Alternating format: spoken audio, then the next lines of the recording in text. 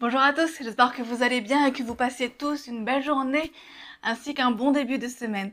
Alors, comme communiqué déjà depuis plusieurs semaines, voici enfin la vidéo sur comment communiquer avec nos enfants qui eux-mêmes communiquent avec l'invisible, avec des esprits ou autres, en tout cas des énergies que nous ne voyons pas, que nous ne percevons pas, et qui pourtant agissent très souvent sur la nuit de nos enfants, sur le sommeil de nos enfants, mais aussi parfois sur la journée. C'est plus rare, mais ça arrive tout de même.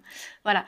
Donc, vous donner quelques astuces, pas forcément petites, mais quelques astuces pour communiquer avec eux et savoir, voilà, réellement ce qu'il en est de l'ennui. Et si bien sûr, voilà, l'enfant est d'accord avec ça, ou les enfants sont d'accord avec ça. Alors, avant de parler de communication, j'aimerais vraiment mettre un accent sur comment cela fonctionne réellement. Euh, à savoir que un enfant, jusqu'à l'âge de 6 ans, mais ça peut être plus tard, ça dépend en fait de... quoi, comme nos enfants, c'est de plus en plus tard. Actuellement, les enfants d'aujourd'hui, c'est de plus en plus tard, mais généralement, jusqu'à 6 ans, ils émettent des ondes θ, c'est-à-dire que quand ils jouent ou quand ils sont à l'école ou quand ils sont à la crèche, ils sont automatiquement en mode θ, en vibration θ. Donc ça veut dire quoi exactement? En fait, il y a différentes émissions d'ondes émises par notre corps, par notre âme, et selon l'émission d'ondes, eh bien, il est plus facile ou pas de se connecter en fait avec l'invisible. À savoir que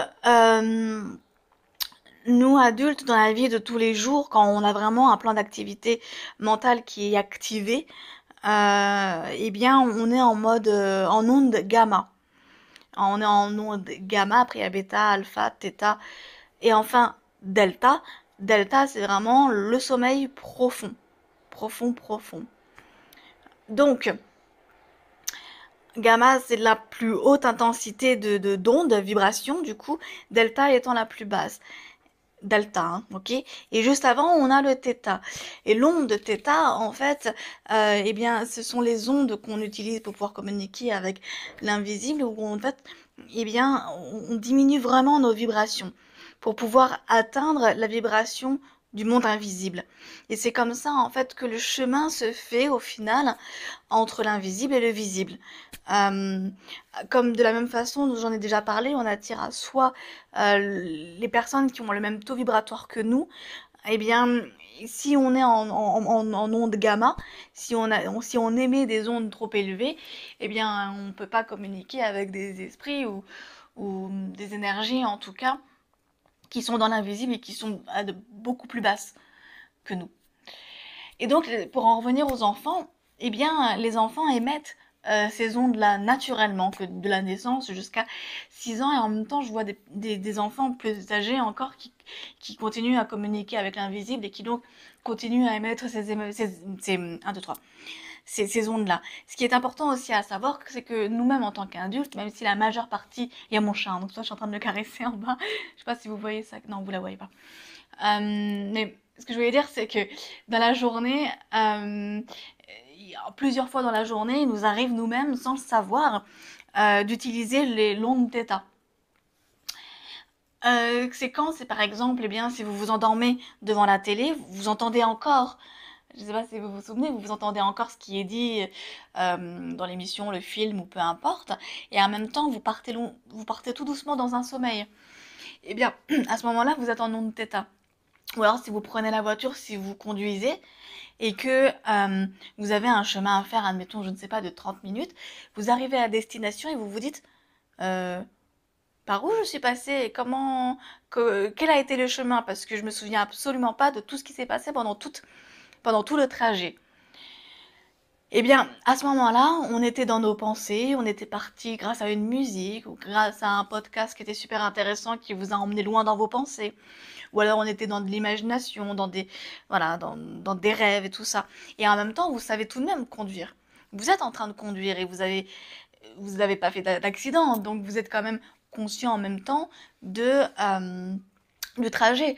Et ceci dit, entre parenthèses, c'est aussi les ondes dans lesquelles, enfin, c'est aussi les ondes qu'on utilise en hypnose, à partir de, ouais, l'onde qu'on utilise en hypnose plutôt, pour faire travailler l'inconscient avec le conscient. C'est-à-dire que là, à ce moment-là, en onde θ, il y a toujours le conscient qui travaille parce que vous savez conduire, vous êtes en mode pilotage automatique, vous évitez les voitures, même si vous êtes sur l'autoroute et tout ça, et en même temps, eh bien, vous êtes totalement dans l'inconscient parce que vous êtes totalement ailleurs. Eh bien, les enfants sont comme ça naturellement. Et je pense que actuellement, avec les énergies actuelles, les enfants continuent de plus en plus âgés à émettre ces vibrations-là. Après, ça dépend. On n'a pas, il n'y a pas une seule, il n'y a pas un seul enfant qui ressemble à un autre, hein, comme pour nous tous, comme pour les adultes aussi. Donc voilà. Il n'y a pas de règle. Généralement, c'est vers 6 ans, ça peut être plus tard. Donc, pardon, comme ils sont, excusez-moi, comme ils sont en onde θ, toujours, que ce soit la journée et la nuit, eh bien, ils communiquent avec l'invisible et parfois, ils ont des visites. C'est pas tout le temps, ça veut pas dire que tout le temps, H24, il y a des esprits ou il y a des énergies qui viennent leur rendre visite, c'est pas ça du tout. C'est à des moments propices quand l'esprit a envie, quand l'enfant est aussi prêt. Généralement, c'est vrai que ça se passe... Pardon, il y a mon chat qui vient. Généralement, ça se passe quand la nuit ou le soir. Et la raison pour laquelle ça se passe la nuit ou le soir, c'est parce que l'enfant est seul. L'enfant est seul avec lui-même et il n'y a pas d'interférence faite par l'adulte avec des consignes ou avec des ordres de données ou voilà. En tout cas, vous voyez mon chat du coup maintenant. Je sais pas si elle va rester, mais et comme il est seul avec lui-même, il est seul avec son imagination, eh bien, il commence à voir des choses. En parlant d'imagination, justement, c'est qu'en onde θ, il est très dur de faire la différence entre ce qu'on imagine, ce qu'on pense, ou ce qu'on visualise, ou ce qu'on ressent, ou ce qu'on sent, et de l'ordre de l'imagination ou de l'ordre du spirituel. Et j'ai envie de dire que les deux s'imbriquent l'un l'autre. Dans le sens où tout ce qui est imaginé, tout ce qui est pensé, eh bien, est réel. La question est de savoir de quelle façon je vais interpréter. Et c'est pour ça que la spiritualité est très difficile et qu'il y a beaucoup de personnes qui peuvent en rire ou qui peuvent en douter, eh bien, sans forcément en rire, mais en tout cas en douter, eh bien, parce que la frontière entre l'imagination et la réalité, on va dire comme ça, est très très très fine. Elle est vraiment, c'est très très fin. Parce que comme aussi disent les accords Toltec, tout ce qui est pensé, tout ce qui est imaginé est réel à partir du moment où il y a une énergie qui est émise. Les mots émettent des énergies, la pensée émet des énergies, et donc l'imagination aussi. Et c'est comment, ce qui est le plus difficile, d'autant plus quand on est parent, c'est de traduire et qu'on n'a pas les clairsens. Même pour moi, hein, parfois, même avec mes clairsens qui sont ouverts, eh bien, il est difficile de traduire ce que dit ma fille euh, dans ma réalité, parce qu'il y a plein de réalités qui s'entrechoquent les unes les autres, et je vais en parler par la suite. Mais ce que je voulais ce que je voulais dire avant de finir, c'était que surtout, eh bien, un enfant va poser son imagination sur ce qu'il ressent. Et de la même façon, c'est que vous, en tant que parent, homme ou femme, on s'en moque, eh bien, vous allez poser votre propre cadre à vous, votre propre imagination sur ce que votre enfant va dire. Donc, entre ce que lui ressent et voit, entre ce que lui ressent, comprend, entre ce que lui ressent va vous communiquer, entre ce que vous entendez et que vous comprenez, et comment vous allez le ressortir, et il y a... c'est compliqué. En gros, c'est ça. C'est que c'est compliqué. Et il y a ouais, une quantité, c'est ça le mot, une quantité impressionnante d'interprétations possibles et inimaginables. Et c'est normal. Ok.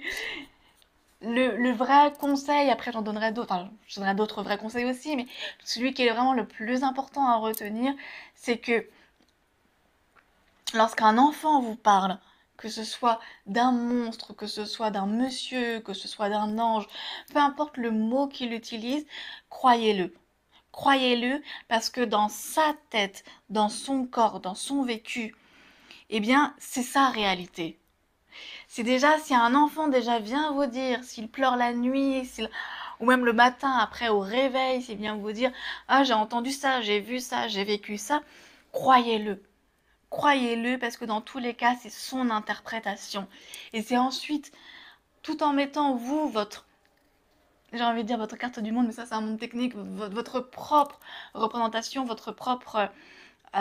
propres idées, vos propres valeurs, mettez-les complètement de côté. Mettez ça totalement, votre propre représentation des choses, de votre côté, laissez-les de côté. Et parlez à votre enfant ou à vos enfants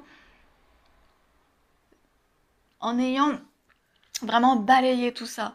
Et oui, oui, c'est dur, c'est dur. C'est dur d'élever un enfant ou des enfants, on est d'accord. Mais je crois que c'est le plus dur métier du monde. Mais, mais c'est possible. C'est vraiment possible. Et à partir du moment où vous regardez cette vidéo, c'est que je pense que vous avez aussi cette ouverture d'esprit pour comprendre que rien n'est vrai, que tout est représentatif de ce que chacun se représente par rapport à sa propre vérité, oula, je vais pas y arriver aujourd'hui, par rapport à son propre vécu, à ses propres expériences, par rapport à ses propres même avec chacun a des yeux différents, c'est bête, mais on a tous des yeux totalement différents. Donc, selon comment notre œil est fait d'un point de vue vraiment physiologique, d'un point de vue vraiment physique, biologique et tout ce que vous voulez, eh bien vous ne voyez pas les choses de la même façon qu'une autre personne, et encore moins de votre enfant, même si c'est votre sang et votre chair, vous voyez pas les mêmes choses. Et c'est pour ça que voilà, quand vous êtes prêt à avoir ce genre de discussion, c'est vraiment de mettre de côté vos propres filtres au final. Parce que lui, il n'a pas du tout le même vécu que vous, même si vous vivez dans la même maison, il n'a pas le même âge, il n'a pas le même vécu, il n'a pas les mêmes parents, il n'a pas la même chambre que vous à l'époque, voilà. Enfin, tout ça pour dire que déjà, commencer par ça, c'est primordial. Ensuite, lorsqu'un enfant, je l'ai déjà dit, j'aimerais vraiment le répéter, lorsqu'un enfant vient vous voir en vous disant il y a un monstre sous mon lit, il y a un monstre sous mon lit, ou alors il y a un fantôme là dans le coin du mur, ou alors il y a un ange qui vient me parler tous les soirs, acquiescer, ok, très bien, il est là, il ressemble à quoi? Il te... Essayez d'utiliser vraiment les différents sens, dans le sens à quoi il ressemble. Donc utilisez la vue. Est-ce qu'il a une odeur particulière? Est-ce que... Bon, le goût, ça va être compliqué, on est d'accord. Est-ce qu'il dit quelque chose? Est-ce qu'il a une voix grave, une voix aiguë? Est-ce qu'il parle rapidement? Est-ce qu'il parle lentement? Vraiment, interrogez-le. Interrogez-le sans jugement, encore une fois, c'est primordial. Je vais me répéter tout le long de la vidéo. Interrogez-le pour vraiment savoir. Si c'est un tout petit du style 3 à 4 ans, à partir de ouais, peut-être 3 à 5 ans, on va dire, utilisez des dessins. Les dessins, la pâte à sel, la peinture, euh, les Lego aussi. Pour les même un peu plus grands, même 5-6 ans, pourquoi pas utiliser des Lego, des Playmobil, des Polly Pocket, si vous avez une fille ou même un garçon qui joue au Polly Pocket. Quel est Même, en fait, oui, j'aurais peut-être dû commencer par ça, c'est quel est le jeu de prédilection du moment de votre enfant? Est-ce que ce sont les Polly Pocket? Est-ce que ce sont les dessins avec des feutres crayons? Ou est-ce que c'est la peinture? Est-ce que c'est plutôt des super-héros, hein, les poupées super-héros? Est-ce que ce sont des poupées... peu importe. Vraiment, et même, vous pouvez même lui laisser lui choisir. Tiens, tu vas m'expliquer, on va discuter de ça. Bon, bah, pas la nuit, on est d'accord. La nuit, on a envie de dormir, hein, c'est le lendemain, hein. Quand on a le temps, quand vraiment on a l'énergie pour ça. Dire, tiens, on va discuter de ce que tu as vu ou entendu cette nuit. Et on va utiliser un de tes jouets et peut-être lui-même ira vers celui qu'il veut, ou alors peut-être que c'est à vous, selon l'âge, c'est vous qui connaissez votre enfant dans tous les cas, donc voir ce qui est le plus adapté. Et de rentrer vraiment de rentrer dans son univers. De rentrer dans son univers, c'est vraiment primordial. Et même, pourquoi pas, vous-même, parler de votre propre expérience. Si vous vous souvenez avoir entendu ou senti des esprits quand vous étiez petit, ou même encore aujourd'hui, dites-lui, l'enfant sent, sent tout. Sent quand il y a des choses qui ne sont pas dites, sent quand il y a des choses qui sont omises, enfin, différent, une petite nuance, sent quand on lui ment aussi, et si et sent aussi s'il va être jugé ou pas.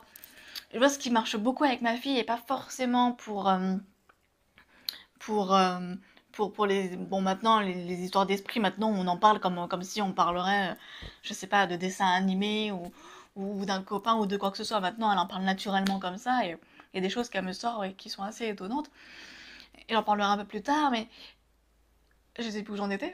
Mince. Mais en fait ce que je veux dire c'est que euh, le fait de suivre son propre monde et sa propre imagination va vous ouvrir beaucoup de portes. Et oui, c'est ça, je parlais du jugement. Souvent, je me rends compte que ma fille, quand je lui pose une question et qu'elle a peur de mon jugement de maman, eh bien, elle dit les choses à moitié, vite fait, comme ça. Et puis après, je lui raconte une anecdote de ce que moi j'ai vécu enfant, ou peu importe, là je parle pas que de spiritualité, hein, mais ça c'est un conseil en général. Eh bien, elle dit, tiens, ah, bah, ma maman aussi, elle a vécu ça, ou son père, hein, peu importe. Et bien, si lui ou elle a déjà vécu ça, et bien, ça veut dire que, comme je l'ai vécu, je suis pas anormale, je suis pas bizarre, ou je ne sais pas ce qui peut se passer dans la tête des enfants. Et donc, souvent, je lui donne ma propre expérience et ça marche très bien pour lâcher la parole. Voilà. Et au départ, c'est ce que j'ai beaucoup fait quand, au départ, elle n'osait pas me parler des esprits. Il y a 2 ans, 1 an et demi de cela plutôt. Elle osait pas me parler des esprits. Et, euh, et alors, moi, je lui ai parlé de mes expériences. Je lui ai dit mes expériences enfant à son âge, mais aussi mes expériences là, maintenant, aujourd'hui. Et c'est devenu, en fait, un sujet tout à fait banal et ordinaire. Et on a enlevé, en fait, le tabou. On a enlevé le tabou et donc le jugement qui est lié à ça. Euh, Et c'est pareil par rapport aux poupées à soucis. Donc il y en a beaucoup qui m'en parlent de ces poupées à soucis. Je vais les ressortir. Il y a beaucoup de mamans généralement qui me parlent de ce conseil de poupées à soucis, là, les petites poupées du Guatemala. Guatémaltèque, oui, c'est ça. Eh bien, on n'en fait pas tous les soirs. Pour que ce soit clair, hein, j'avais donné ce conseil-là. C'est pas forcément tous les soirs parce que parfois ça la saoule. Et parfois j'y pense et je lui dis tiens, au moment du rituel, au moment de la coucher, est-ce que tu as envie de parler aux poupées? Parfois ça la saoule, elle me dit non, j'ai pas envie. Bon bah ok, t'as pas envie, c'est pas grave. Et, euh, et parfois elle me dit oui. Et d'ailleurs la semaine dernière, elle a eu un souci avec un enfant de sa classe. Euh, et là c'était le bon moment. Et en fait elle a parlé aux poupées de ce qui s'est passé dans la classe de cet enfant-là en particulier.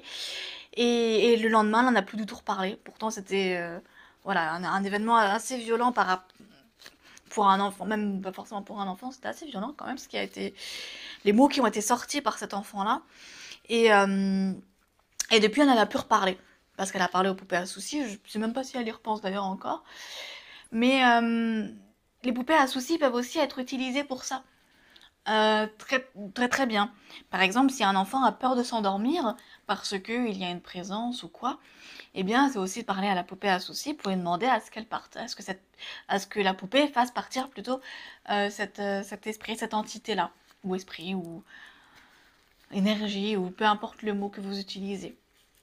Aussi, un autre terme que j'utilise avec ma fille, qui marche énormément, parce qu'avant, je lui parlais des archanges, des anges, elle en a juste rien à faire. Dans sa carte à elle, les archanges et les anges, elle y croit absolument pas. Et c'est pas grave, c'est sa carte à elle. Hein, et donc, en fait, ce qui a vraiment bien marché depuis 1 an, c'est maintenant, je lui parle du Père Noël. Qui pour moi représente en fait la source ou Dieu. Et Et à chaque fois, en fait, qu'elle me parle d'une entité, elle me parle du Père Noël. Parce que le Père Noël, eh bien, le Père Noël, il apporte des cadeaux, le Père Noël, il est gentil, et puis lui, il a toute la connaissance de l'enfant. Est-ce que l'enfant est gentil ou méchant, même si c'est pas trop dans notre éducation de dire, ouh, t'auras pas de cadeau parce que t'as été méchant, ça c'est pas notre... Voilà, ça c'est un point de vue, peu importe, hein, c'est pas le but de la vidéo.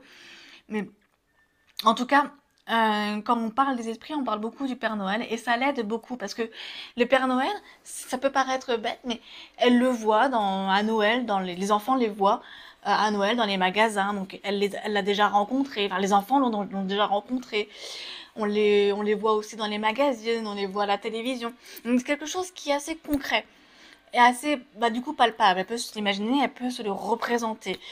Et, euh, et, hum, et à mon sens, encore une fois, dans ma représentation des choses, c'est le Père Noël, pour moi, il me surprend toujours parce que, même si je suis pas très fan de ce personnage, ça marche avec ma fille, donc on le garde tant que ça marche, mais il a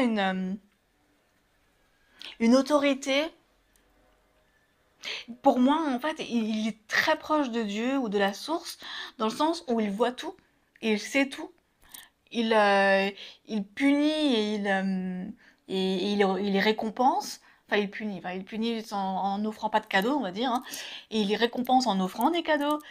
Il est donc omnipotent, omniprésent, et ça m'étonne toujours de voir en fait cet emblème là à chaque Noël, parce que pour moi, il est très très proche de la représentation religieuse qu'on se fait de Dieu.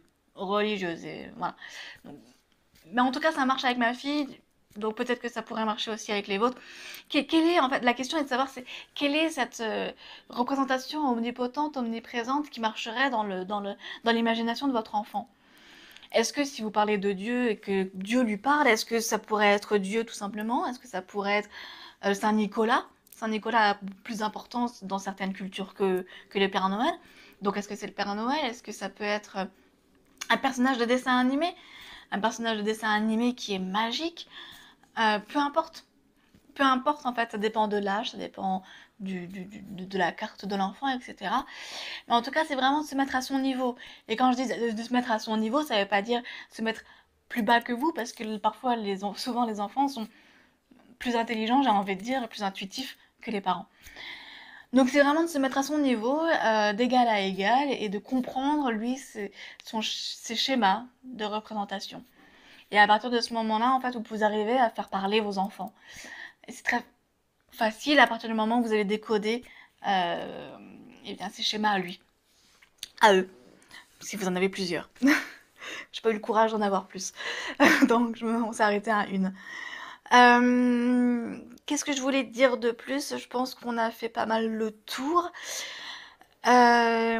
Donc, oui, en fait, je pense que je vais m'arrêter là parce que c'est vraiment ça qui est le plus important.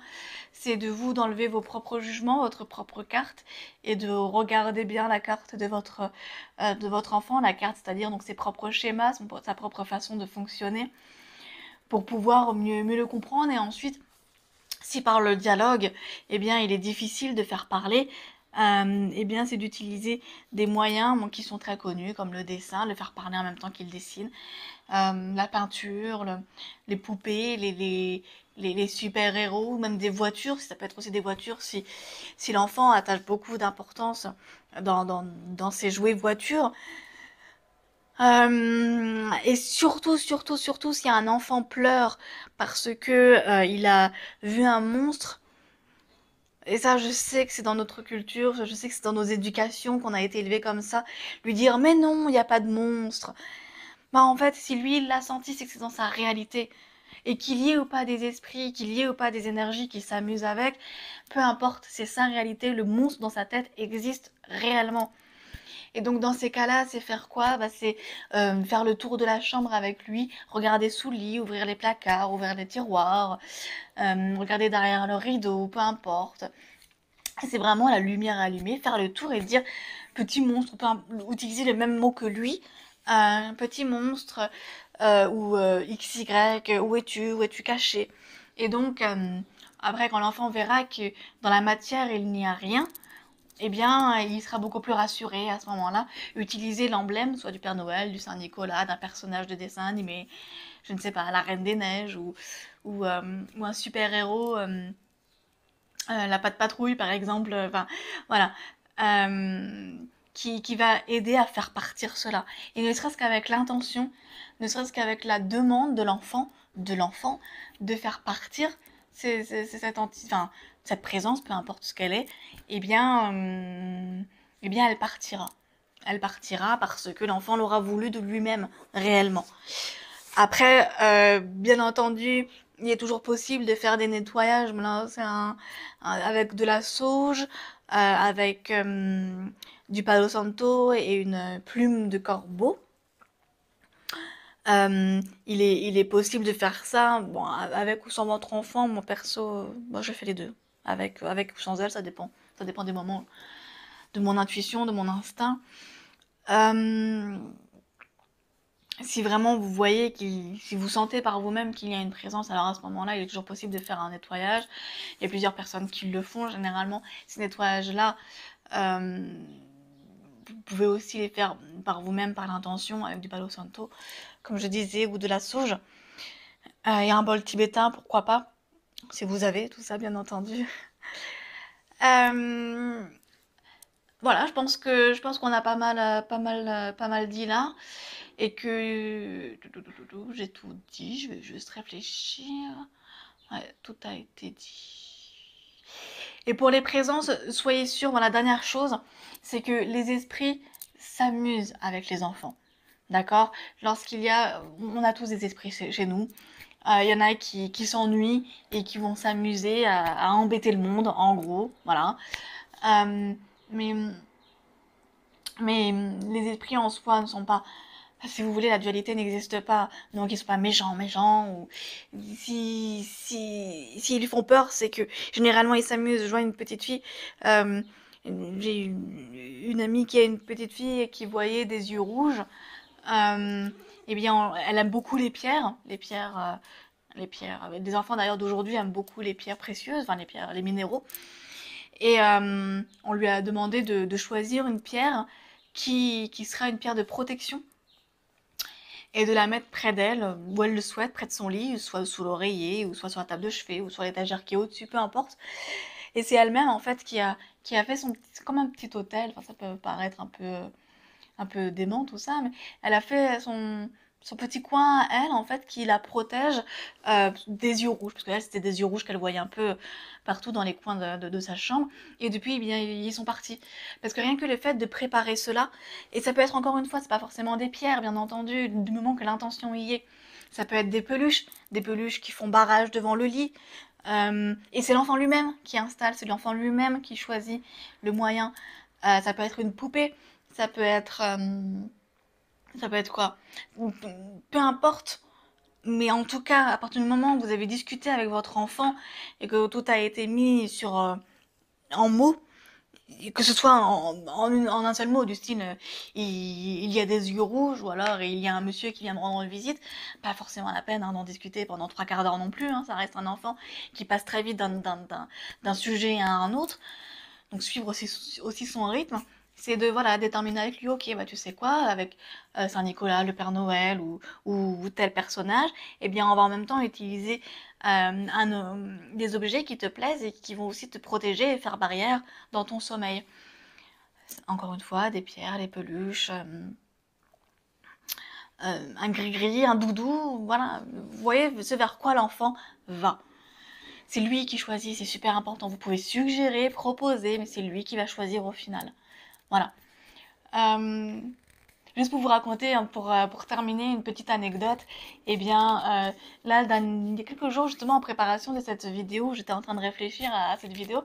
J'ai demandé à ma fille, en fait, toi, ça fait longtemps que tu m'as pas parlé de fantômes, on les appelle les fantômes. Ça fait longtemps que tu m'as pas parlé de fantômes là, dans ta chambre. Comment ça se passe, quoi. Je voulais un peu savoir parce que ça faisait longtemps vraiment qu'on n'en avait plus parlé. Et elle m'a dit, ah bah oui, bah, ils sont toujours là. Mais je leur ai dit, chut, maintenant vous me laissez dormir. Et du coup, ils me laissent dormir. Et puis maintenant, ils m'embêtent plus, ils me réveillent plus la nuit. Et c'est vrai qu'elle se lève plus la nuit maintenant. Parce qu'avant, elle se levait pour aller aux toilettes ou pour faire sa vie. Je sais pas ce qu'elle faisait, mais elle faisait sa vie. Et maintenant, eh bien, elle se réveille même plus, elle se lève même plus. Donc elle-même, au final, leur a dit, c'est bon maintenant, parce que c'était son choix. Et ça, c'est après plusieurs mois de discussion, hein, de travail, d'échanges, etc., etc. Donc tout est possible et nos enfants sont assez forts, d'autant plus ils ont beaucoup plus d'énergie que nous, euh, élevés que nous du moins, et ils ont toutes les capacités par eux-mêmes pour, euh, pour, euh, pour trouver des solutions. C'est comme pour une thérapie au final, c'est que c'est pas le thérapeute, c'est pas le parent qui va trouver la solution de l'enfant, et je conclurai vraiment là-dessus, c'est l'enfant lui-même. Comme c'est le client, le bénéficiaire lui-même qui va trouver les solutions. Et le rôle du parent, eh bien, c'est de le guider, c'est de l'orienter, de lui donner en fait tous les outils dont il aura besoin pour, eh bien, avancer sur ces sujets-là et même sur d'autres sujets. Voilà, j'espère que cette vidéo vous a plu, j'espère vraiment. Si vous avez des questions, n'hésitez pas en commentaire sur YouTube. Si vous avez aimé, ce serait bien de mettre un petit pouce sur YouTube, ce serait vraiment chouette. Et puis, si vous voulez bien partager, si vous en avez l'élan, bien entendu, ce sera toujours avec plaisir et merci par avance. En tout cas, je vous fais de gros bisous. Si vous avez des questions, n'hésitez pas encore une fois. Et puis, je vais bientôt vous faire l'autre vidéo sur l'enfant intérieur. Donc, on passe de nos enfants à notre enfant intérieur. Voilà, de gros bisous et à très bientôt. Ciao!